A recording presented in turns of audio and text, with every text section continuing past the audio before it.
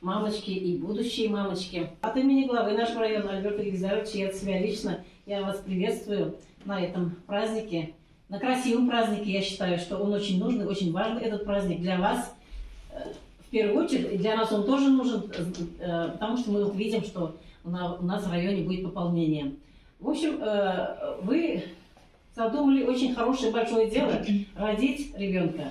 Но мало его родить, Гульнара сказала, надо еще воспитать его, чтобы он вырос человеком. Хотелось бы пожелать, вот, чтобы дети, которых вы родите, будут достойными членами нашего общества.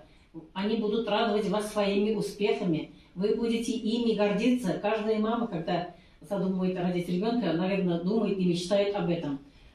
Если женщины перестанут рожать, что тогда будет? Не будет района, не будет школ, детских садов, не будет республики, не будет страны России, такой большой державы. Да? Поэтому все будущее нашего района, страны, республики, это зависит от вас, дорогие мамы. Пройдет какое-то время, и эти люди, эти вот дети, рожденные вами, станут настоящими гражданами нашей великой России.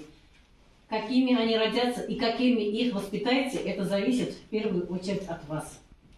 Делитесь этим своим положением, наслаждайтесь этим моментом, потому что пройдет какое-то время, и будут другие радости уже в жизни, да?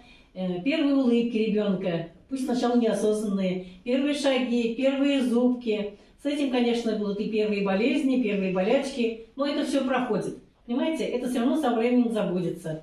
Все равно это доставляет любой женщине радость, то, что у нее есть свое продолжение, есть ребенок. Она оставляет какой-то хороший след в этой жизни.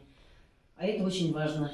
Самая главная женская миссия – это родить и воспитать достойных детей, я считаю.